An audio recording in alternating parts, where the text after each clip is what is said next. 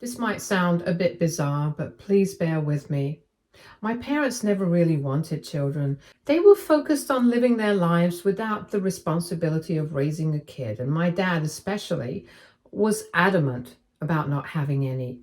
My mom shared his feelings for years until she started seeing all her friends and her sister becoming mothers. She felt a sense of missing out and began talking to others, deciding she wanted at least one child so she wouldn't regret it in the future. However, my father remained completely against the idea. He didn't believe in having a child just to avoid future regrets. He was confident in his decision and saw no reason to change his mind, no matter how much pressure my mother was putting on him. This disagreement led to a lot of tension in their relationship. They argued constantly, my mother feeling torn between her own uncertainty and the expectations placed on her by her family. My father, on the other hand, felt like he was being backed into a corner over something he never wanted in the first place. After weeks of fighting, my father eventually gave in, not because he suddenly wanted a child, but because he was exhausted by the constant conflict. He agreed, not out of excitement or love for the idea, but simply to keep the peace. And that is how I came into this world. The moment my mother actually had me, she realized something she hadn't expected. She didn't enjoy being a mother. In fact, she hated it. She hated waking up in the middle of the night to feed me or change my diapers every few hours. The reality of taking care of a baby was overwhelming for her, and she quickly discovered that she had neither the patience nor the desire to do it. My dad absolutely did not help in raising me. So my mom would frequently try to leave me with my grandmother or my aunt for extended periods, sometimes even for days at a time, so that they could take care of me. It wasn't just that she didn't know how to care for me, she didn't even want to learn. To her, motherhood was more of a burden than anything else. Because of this, I grew up feeling a much stronger bond with my aunt and grandmother than I ever did with my own mother. They were the ones who truly took care of me, and in many ways they felt more like my real parents. My aunt already had two sons of her own, but that didn't stop her from making room in her heart for me. She had always wanted a daughter, and I think that's part of the reason she showed me so much love and attention. She took on responsibilities that weren't hers simply because she cared about me. My grandmother, too, stepped in to fill the void my parents left. She saw firsthand how neglected I was, and she never hesitated to take care of me. She became the one I depended on the most, making sure all my basic needs were met. Because of how involved she was in raising me, I grew up thinking that this was just how things were supposed to be. To me, it felt normal that my grandmother and aunt were my primary caretakers while my actual parents remained distant. Meanwhile, my parents would go off traveling for weeks and months, leaving me behind to be taken care of by my mom's family like it was nothing. At first, I missed them terribly. I longed for their attention and hoped that maybe one day they would realize how much I wanted to be with them. Sometimes I would write them letters, pouring out my feelings, hoping that if they read my words, they would start to miss me too, but it never worked. They never wrote back, and even when they finally returned home from their trips, they wouldn't rush to see me.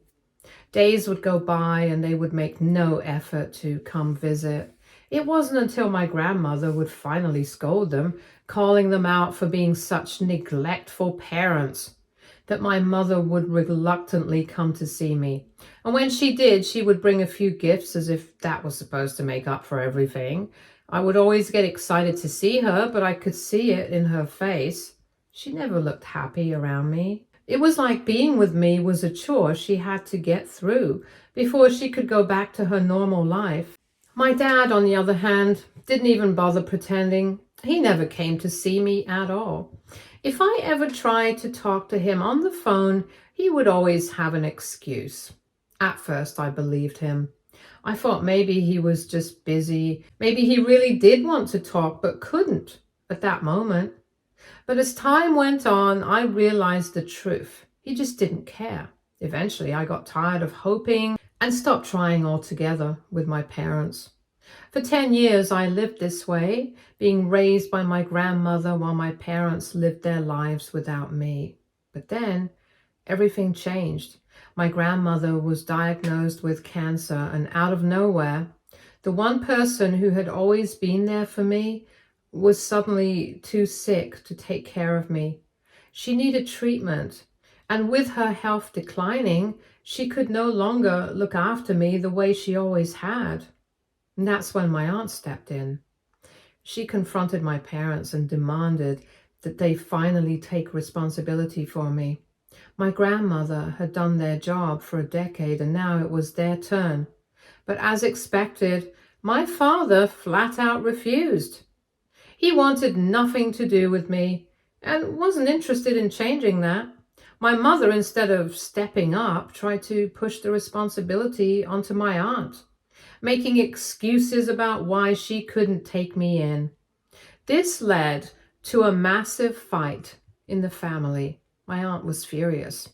She had been patient for years, but now she was done tolerating their selfishness. Finally, she made a threat that forced them to act. She told them that if they didn't take me in, she would call Child Protective Services and have them reported. She made it clear that she wasn't bluffing, and my parents knew it. Faced with the possibility of legal trouble, they had no choice but to take me back. I absolutely hated living with my parents. I don't think I've ever seen two people more miserable than them. It was painfully obvious that they resented having me around, but what hurt the most was that I couldn't understand why. I wasn't a bad kid.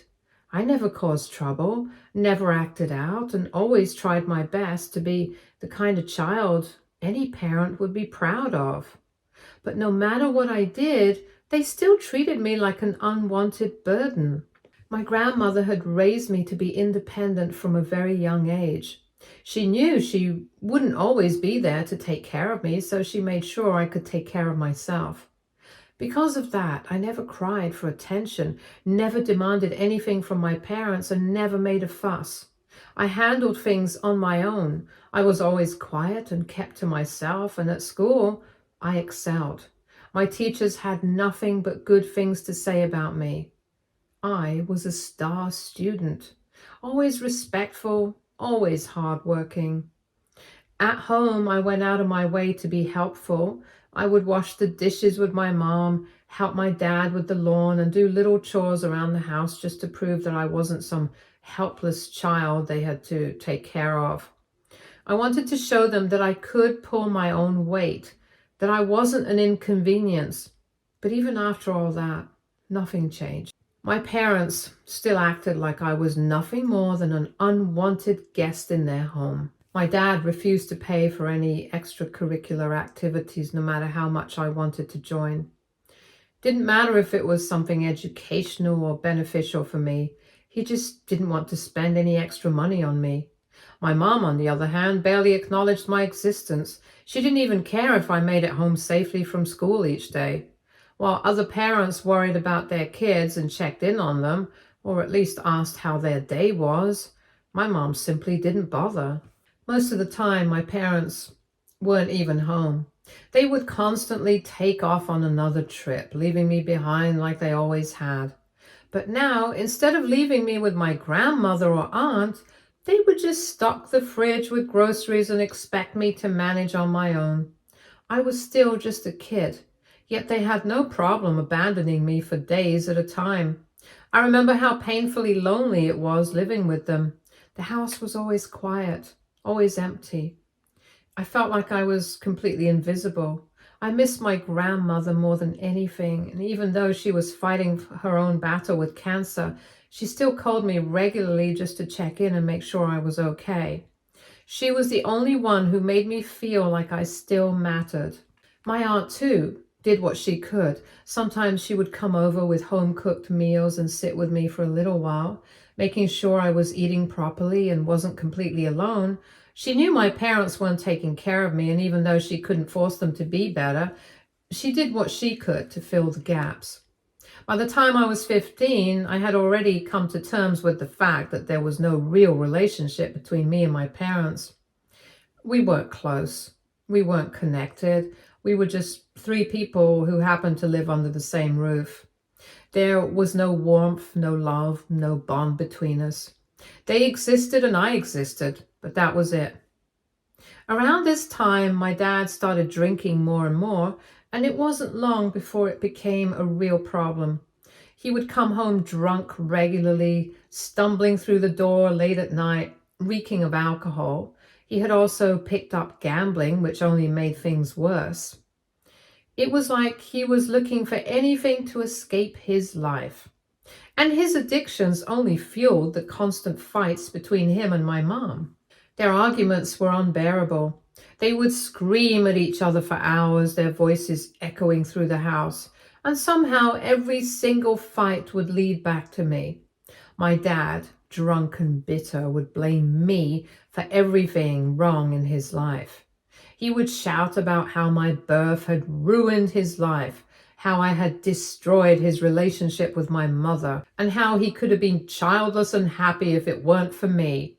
My mother, in turn, would yell back at him, saying that she was tired of him throwing her mistake in her face, that she had already apologized to him over and over again for getting pregnant with me. I would just sit and silently cry in my room, listening to them screaming. Then, on my 16th birthday, my parents dropped a bombshell on me. They sat me down to inform me that they had decided to sell everything and move out of the country. They claimed they could no longer be happy here, that their marriage was falling apart and that I was the reason for it. My dad had apparently decided he wanted to become a tour guide in Thailand, and my mom, of course, couldn't imagine living without him, so she was going with him.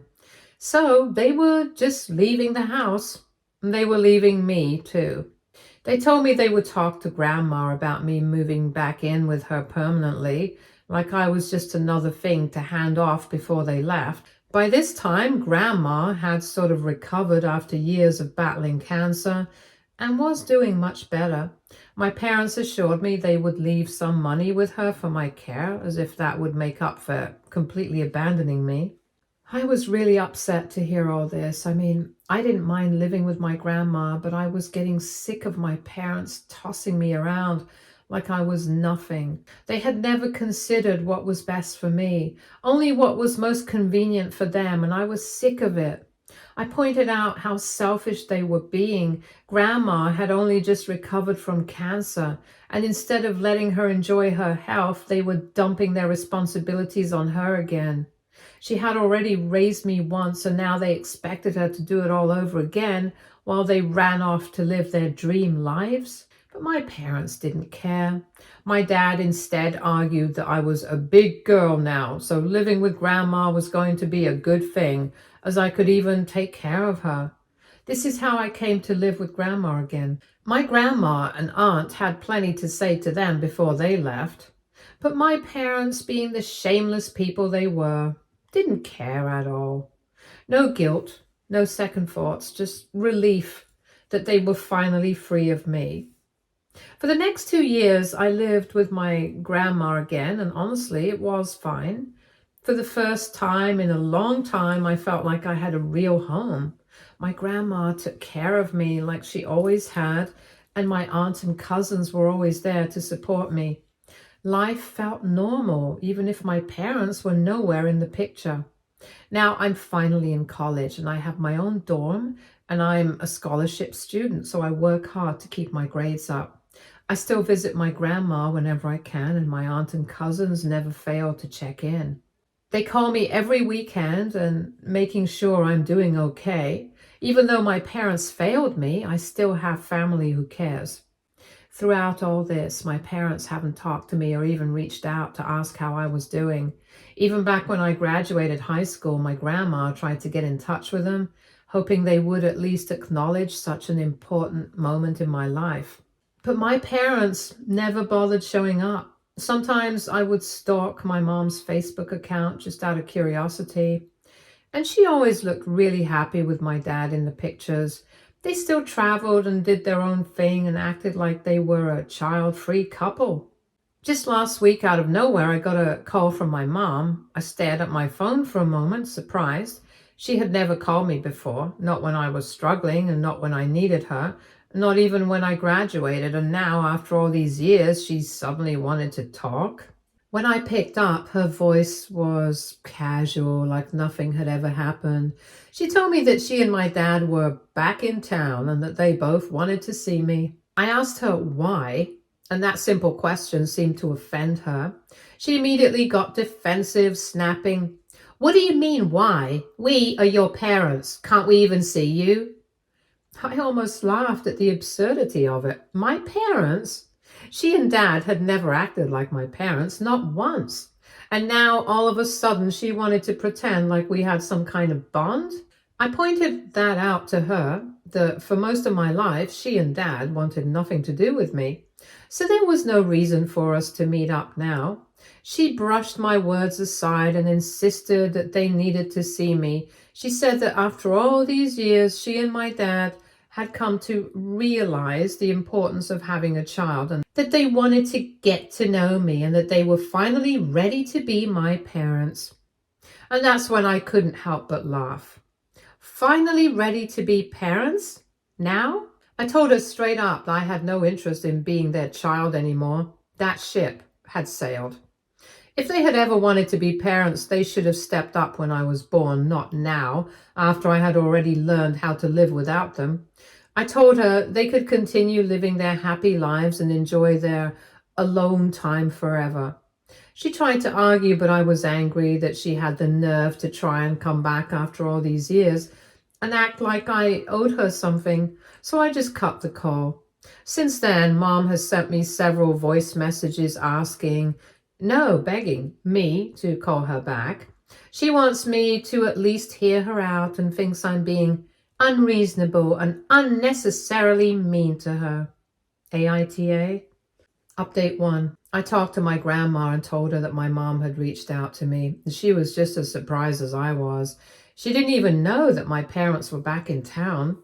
After reading all your comments, I'm finally starting to realize something. My parents, who have never called me, never checked up on me, never cared about me before, must want something from me now. There's no other reason for them to reach out after all these years. There's no way this is out of love or regret. Problem is, I have no idea what they want, and honestly, I don't even want to find out. The only way to know would be to talk to them, and I have no interest in doing that. I can't stand the thought of seeing their faces after everything they put me through. Anyway, I'll update again when I can. Update 2. Guys, you won't believe what I just found out. It's been 2 weeks since my last update, and I finally know the real reason why my parents suddenly wanted to reconnect with me. For the past 2 weeks, my mom has been non-stop calling, texting, leaving voice messages at all hours of the day. She just would not let up about wanting to see me. And the biggest shock? My deadbeat dad, the same man who has never cared to have a real conversation with me, actually reached out too. He messaged me demanding to know why I was ignoring my mother's attempts to reconnect. He even had the audacity to call me rude for refusing to see them. That made me furious. They abandoned me. They treated me like I was nothing, and now suddenly I'm the bad guy. I knew then that something wasn't right, so I reached out to my aunt and my grandma, and I told them we needed to confront my parents together. Both of them agreed. None of us believed for a second that my parents were reaching out just because they missed me. We all knew how they had treated me over the years, and there was no way they suddenly had a change of heart. It was time to confront them and find out exactly what they wanted. So today I finally met with my parents. I invited them to a cafe near my college, and my grandma and aunt came with me. I knew my parents were expecting me to show up alone, so when they walked in and saw I had backup, they looked completely caught off guard. It had been years since I last saw them, and honestly, I almost didn't recognize them. They both looked so much older than I remembered. My dad, especially, he was thin, pale, and just sickly. It was obvious something was wrong. My parents tried to awkwardly greet me, but I wasn't there to play catch up or exchange pleasantries. I got straight to the point. "What do you want from me?" I asked. At first, they tried to dance around the question, saying that they had genuinely missed me and wanted to see how I was doing, but I wasn't letting them off the hook that easily. I kept pressing, and after a lot of back and forth, my dad finally admitted it. He has kidney failure and needs a transplant. He explained how he'd been getting a treatment in Thailand for a while, but now, because his condition was getting worse, he needed the best possible care. So that's why they had moved back to the area. He was telling me all this, his voice almost sounding like he wanted sympathy, but I couldn't bring myself to feel sorry for him. Then my mom jumped in, saying that all of their retirement funds had been drained because of his medical bills. She claimed they barely had enough money to survive. I didn't know whether to believe her or not, and part of me wondered if this was just another way to manipulate me. But then she said something that really hit me. She said she wanted me to move back in with them, get a part-time job, and help pay for my dad's treatment. That wasn't even the worst part. The real bombshell came next. She asked me to get tested to see if I was a potential match for donating a kidney to my dad. That's why they reached out. Not because they missed me, not because they cared, but because they needed something from me. Hearing this, I saw red. After everything they put me through, after years of neglect, they were asking me to give up a part of myself, literally, for him. It felt like a slap in the face, and I couldn't believe she had the nerve to ask. The sheer audacity of my parents to come to me after all these years, after treating me like I was nothing and expecting me to save them. I was so furious I couldn't even find the words to respond. But before I could say anything, my aunt and grandma pounced on them. My grandma's voice shook with anger as she yelled, "How dare you! You and Cal never raised this child. You never loved this child. You never even spent time with her. She's 19 years old now, and you don't know a single thing about her. You abandoned her, left her with me, ignored all my calls, and never once asked how she was doing, and now you want her to take care of you?" My aunt nodded in agreement, her face full of disgust. "You two are unbelievable. You never even wanted her. You made her feel like a burden her whole life, and now when you need something, you suddenly remember she exists. How shameless can you two be?" At this, my mom actually had the nerve to argue. Her expression twisted in frustration as she spat out, "Yes, I always regretted having her, but now at least her life can finally be put to use. Helping her father is a good thing. Isn't that why people have children? She needs to help us during this time. If we can't ask our own daughter for a kidney, then who else are we supposed to ask?" It was like everything she was saying was meant to guilt trip me into doing what she wanted. The way she spoke about me like I was just some tool she could use when it was convenient made my stomach churn. My mom was acting like I was obligated to sacrifice for them now, regardless of everything they put me through. She was so wrapped up in her own desperation that she couldn't even see how wrong it was for her to ask me for something like that after all these years of abandonment. Until then, I had kept my mouth shut and I tried not to get upset, but hearing their confession, I felt physically sick. I looked my parents straight in the eye and told them I was not going to help them. I told my mother outright that just because she gave birth to me didn't mean she owned me or my body. I reminded her that she and my father had spent their whole lives happily without me, so now, whether they lived or died, it had nothing to do with me. My dad immediately jumped in, trying to argue. He said he had no siblings and that both his parents had cut contact with him and were now too old to even help, and that he had no one else to turn to. He kept insisting that I was his only chance of survival. And then, in the most pathetic display I had ever seen, he scrunched up his face like he was about to cry, fake cry, and pleaded with me to just forget the past and help him, just this once so he could keep living. And then came the part that made my blood boil. He promised, actually promised, that he would finally be my father if I did this one thing for him. He said that if I refused, I would be letting him die, and that his death would haunt my conscience forever. Hearing this, my grandma yelled back at him for trying to emotionally manipulate me, for acting like a victim, and for trying to pin his mistakes on me. My aunt didn't hold back either.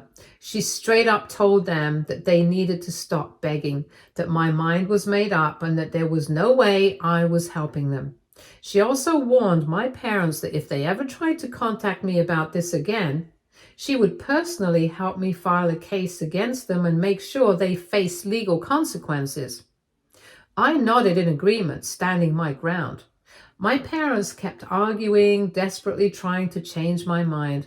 My mom even started screaming at me, throwing out every insult and cuss word she could think of, furious that I was refusing to help them. But no matter what they said, my grandma and aunt stood their ground beside me, refusing to let them guilt or pressure me. Finally, we walked out. After that, I blocked both my parents. I want nothing to do with them anymore. Tonight, I'm staying with my grandma because she and my aunt are really worried that my parents might try to show up at my campus and harass me again. Honestly, I'm still so shaken up. Part of me feels disgusted that they even had the audacity to ask me for something like this after treating me like I was nothing my whole life. But at the same time, as much as I hate my dad, I don't want him to die. I hope he finds a way to survive this. But let me be very clear, I will not be helping them in any way. My parents are on their own. Update 3. It's been almost 7 months since my last update. I just found out this morning that my dad has passed away. My aunt called to let me know, and I could hear in her voice that she was surprised as well. She and my grandma are going to the funeral, but I've made up my mind not to go. I don't feel like it's something I need to be a part of. To be honest, I don't even know how to feel about this. The idea of calling him my dad feels off because in reality, he was never really there for me. He wasn't a father in any way I've seen other people's dads be. He never spent time with me, never showed any care, never made an effort to be involved. So now he's gone and it feels almost surreal. A man who, for most of my life, barely existed in any meaningful way is just gone. I don't feel a sense of loss because I never really had a relationship with him to begin with. I'm sure my mom is devastated. She's still blocked, so I can't hear her side of things, but I'm sure if she could get through to me, she'd be blaming me for his death. In her mind, I'm probably still the one to blame for everything, and honestly, I know none of this is my fault, but even so, the thought of facing her again after everything that's happened feels impossible. I don't know if I could ever look her in the eye after everything she's put me through. Stay tuned for more stories from Our Girl Relationships.